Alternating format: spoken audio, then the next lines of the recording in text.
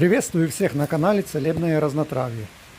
Сегодня я расскажу о растении, которое обычно на праздник Маковея набожные старушки приносят в церковь в букетиках наряду с высушенными маковками, душистым базиликом, чабрецом, мятой и другими дикими травами. Разговор пойдет о синеголовнике плосколистном. На латыни название звучит как Eryngium planum. Эту траву с колючими головками столисто-синего цвета можно частенько встретить на сухих местах, на лугах, по обочинам дорог. Среди других названий этого растения можно вспомнить такие, как бесогон, чертополох, чертогон. Ведь в народе издавна считалось, что эта трава может уберечь от нечистой силы, испугать ее. Поэтому каждый старался сохранять эту траву в своем жилище в небольшом пучке. Ну и естественно, как и большинство дикорастущих растений, это зелье широко использовалось в народной медицине. Наиболее ценным свойством этого растения является то, что оно способно усмирять даже самый надоедливый кашель. Поэтому его часто используют при легочных болезнях, бронхитах, трахеитах, плевритах, пневмонии, коклюше и даже при бронхиальной астме. Своим свойством облегчать кашель синеголовник обязан присутствием в нем особенных веществ – сапонинов. Это название пошло от латинского слова «сапо», что обозначает «мыло». И неудивительно, потому что сапонины по своей природе очень похожи на мыло. В частности, такие же скользкие и могут образовывать пену, а значит помогают выводить мокроту из легких и устранять кашель различной природы. Особенно эффективно препараты из этой травы помогают бороться с кашлем у детей.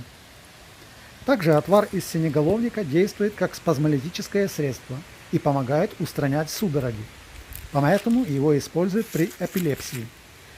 Считается, что эта трава уменьшает количество припадков падучей болезни, облегчает их течение. Используют данную траву и при разного рода нервных расстройствах, тревогах, перевозбуждениях, при бессоннице.